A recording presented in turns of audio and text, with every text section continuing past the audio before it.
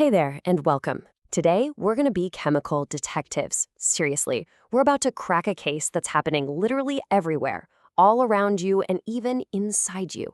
So go ahead, put on that detective hat, because we're diving deep into the world of acids, bases, and salts. All right, so picture this. You've got some mystery liquid in a beaker. Is it a friend or a foe?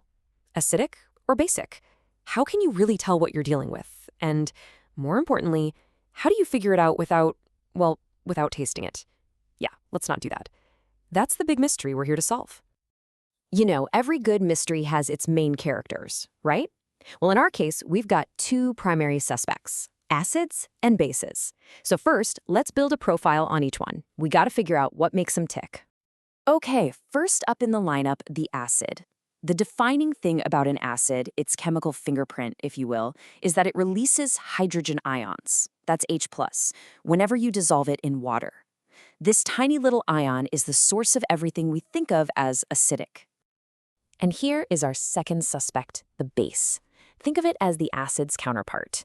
When a base gets dissolved in water, it lets go of hydroxide ions, that's OH-. So you've got H+ for acids and OH- for bases. That's the crucial difference right there. So how do we spot these guys out in the wild? Well, acids, like the citric acid you find in lemon juice, they taste sour. And bases, like soap, well, they taste bitter. If you've ever accidentally gotten soap in your mouth, you know exactly what I'm talking about. This simple difference in taste is a huge clue, and it also hints at how they behave in chemical tests. We've got our suspect profiles down. Now, what does every good detective need? A toolkit, of course. For us, our tools are something called chemical indicators.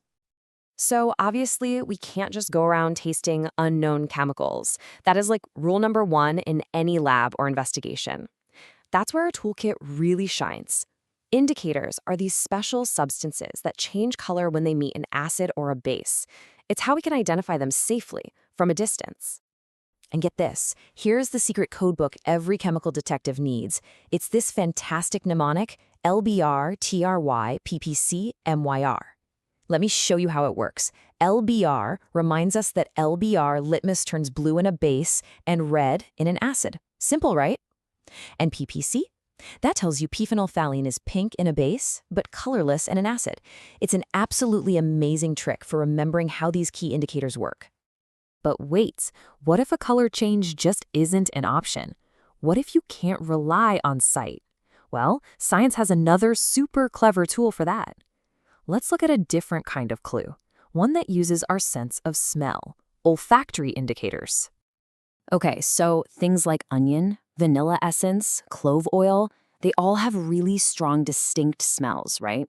Well, here's the key clue. When you add a base to them, that characteristic smell completely vanishes. It's gone. But if you add an acid, the smell sticks around. It's a brilliant way to identify bases without even needing to use your eyes. All right, we've identified our suspects, and we've learned how to test for them. Now it's time for the most dramatic part of our story. What actually happens when an acid and a base finally come face to face? This showdown is called a neutralization reaction. The H+ from the acid gets together with the OH- from the base, and what do they form? Good old H2O, water. The other parts that are left over then join up to form a salt, like regular table salt, NaCl. They literally cancel each other out, leaving behind two perfectly neutral, harmless substances. So cool. And this brings us to a related clue. Turns out, a lot of everyday substances have these hidden identities. See, compounds made of metals and oxygen, think rust, usually act like bases. But on the other hand, compounds of nonmetals and oxygen, like the carbon dioxide we breathe out, they tend to act like acids. It's like they're undercover agents for Team Dace and Team Acid. So, not all acids and bases are created equal. Some are super strong and dangerous, while others are pretty weak and harmless. To measure just how strong they are, chemical detectives use this universal tool called the pH scale. The pH scale is pretty straightforward. It goes from 0 to 14. Right in the middle, at 7, that's perfectly neutral, like pure water. Anything below 7 is acidic, and the lower the number gets, the stronger the acid. And you guessed it, anything above 7 is basic, with the higher numbers meaning a stronger base. So why does any of this matter in real life? Well, here's a number for you to remember, 5.5. This is a critical tipping point. If the pH inside your mouth drops below 5.5, the acid starts to literally dissolve your tooth enamel. That's what leads to cavities. It's a real-world chemical battle happening in your mouth after every sugary snack. So, we've cracked the case on a chemical level. Now, for our final act, let's see how this epic conflict between acids and bases plays out in our everyday lives. The evidence is all around us. You know, the big takeaway here is that we use neutralization all the time, probably without even thinking about it.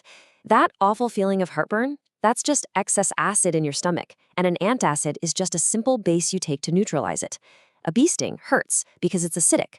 Putting some baking soda, a mild base, on it brings relief. And your toothpaste? Yep, it's basic, and it's designed specifically to fight those acids that cause tooth decay. I love this quote. It just sums up their whole relationship perfectly, doesn't it? Acids and bases are total chemical opposites, but when they get together, their interaction brings balance. They create neutral salts and water, which are absolutely essential for life. It's this beautiful, fundamental partnership in chemistry.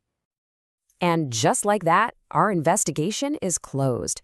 But now that you're basically a certified chemical detective, the real question is, where will you spot this fundamental reaction next? Maybe in your kitchen or your garden.